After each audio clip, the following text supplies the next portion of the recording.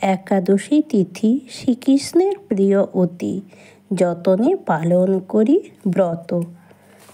হে গোবিন্দ, হে গিরিধারী লাল, আমার হৃদয়ে তুমি থাকো চিরকাল। হে গোবিন্দ, তোমা বিনা গতি নাই, তোমার চরণে আমি প্রণাম জানাই। নমস্কার বন্ধুরা, সবাইকে গোপসোনা চ্যানেলে স্বাগত। বন্ধুরা, আজকে আমাদের আলোচনার বিষয় হলো আষাঢ় মাসে কৃষ্ণপক্ষে যোগিনী একাদশী ব্রতকথা, সঠিক সময়সূচি। চলুন বন্ধুরা জানা যাক। 6ই আষাঢ় 21শে জুন শনিবার হচ্ছে একাদশী, যোগিনী একাদশী, গোস্বামী মতে, নিষ্কাম মতে। তাহলে বোঝা গেল বন্ধুরা, একাদশী তিথি লাগবে পূর্বদিন রাত্রি, শেষ রাত্রি 4:01 হতে শনিবার থাকবে একাদশী রাত্রি 1:33 পর্যন্ত। বন্ধুরা বোঝা গেছে। একাদশীর ব্রতের পালন হচ্ছে বন্ধুরা সকাল 7ই আষাঢ় 22শে জুন রবিবার সকাল গোস্বামী মতে এবং নিষ্কাম মতে 6:56 গতে এবং 9:24 মধ্যে। বন্ধুরা বোঝা গেছে। এবার আমরা আলোচনা করব আষাঢ় মাসে কৃষ্ণপক্ষে যোগিনী একাদশী ব্রত মাহাত্ম্য বা ব্রত কথা। চলুন বন্ধুরা, যুধিষ্ঠির মহারাজ জিজ্ঞাসা করছেন শ্রীকৃষ্ণকে আষাঢ় মাসে একাদশী, কৃষ্ণপক্ষের একাদশীর নাম কি বা মাহাত্ম্য কি, ইহা আমাকে বর্ণনা করে বলুন। ইহা আমার জানিতে খুব কৌতূহল হচ্ছে। উত্তরে শ্রীকৃষ্ণ বলিলেন, সর্বপাপ বিনাশিনী এই একাদশীর নাম যোগিনী একাদশী। অলকাপুরীর অধিপতি যক্ষরাজ কুবের, তিনি নিত্য শঙ্করের পুজো করেন। হেম নামে এক যক্ষমালী নিত্য সেই শিবে পুজোর করার পুষ্প যোগান দিত। সেই হেমের পত্নী অতি রূপবতী বিশালাক্ষী। একদিন হেমমালী পত্নীর প্রেমে আবদ্ধ বা আসক্ত হলেন। শিবের পুজোর পুষ্প পাঠাবার কথা ভুলে গেলেন। অনেক বেলা হলো, কুবের পুষ্প বিনা শিব পুজো করতে পারছেন না। তখন হেমমালী কেন পুষ্প নিয়ে এলো না সেই খোঁজ করতে কুবেরের এক অনুচরকে পাঠালেন। দূত হেমের খবর নিয়ে জানল পত্নীর প্রেমে হেম আনন্দে মগ্ন, সেই জন্য পুষ্প আহরণের করার সময় পাননি।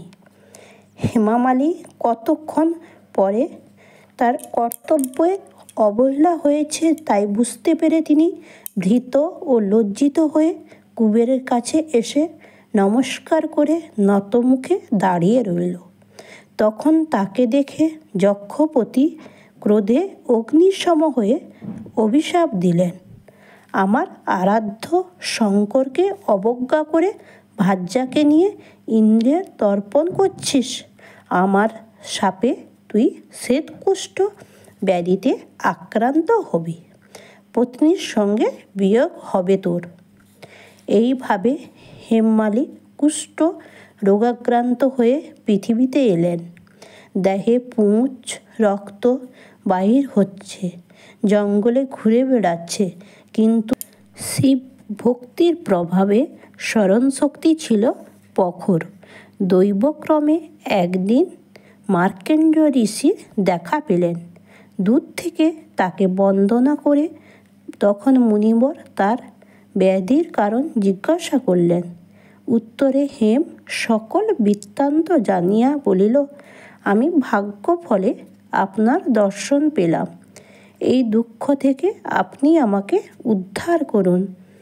হেমের সকল কথা শুনে মহামুনি মার্কণ্ড বলিলেন, আষাঢ় মাসে কৃষ্ণপক্ষে যোগিনী একাদশী, তাতে যদি বিধিমতো উপবাস করেন তাহলে এই মহাব্যাধি থেকে মুক্তি হবে। শ্রীকৃষ্ণ বলিলেন, হে রাজন, মহর্ষির উপদেশ শুনে হেমমালী সেই ব্রতের নিয়মাবলী জেনে যথাযথভাবে যোগিনী ব্রত পালন করলেন। আর সেই ব্রতের প্রভাবে ব্যাধি হতে মুক্ত পেলেন। পুনরায় অলকাপুরীতে গিয়ে পত্নীর সঙ্গে মিলিত হলেন। যথাযথ যোগিনী ব্রত পালনের সাধক সহস্র ব্রাহ্মণ ভোজনের ফল লাভ করে। যোগিনী ব্রতকথা শ্রবণে বা পঠনে আজন্ম সঞ্চিত পাপ ভস্মীভূত হয়ে যায় বন্ধুরা তাহলে আমাদের এই আষাঢ় মাসে কৃষ্ণপক্ষে যোগিনী একাদশী ব্রতে এই হচ্ছে তার মাহাত্ম্য। বন্ধুরা বোঝা গেছে? বন্ধুরা সবাই মিলে আমরা এই যোগিনী একাদশী ব্রত পালন করব। বন্ধুরা আজ এই পর্যন্ত। সবাই ভালো থাকবেন, সাবধানে থাকবেন, সুস্থ থাকবেন।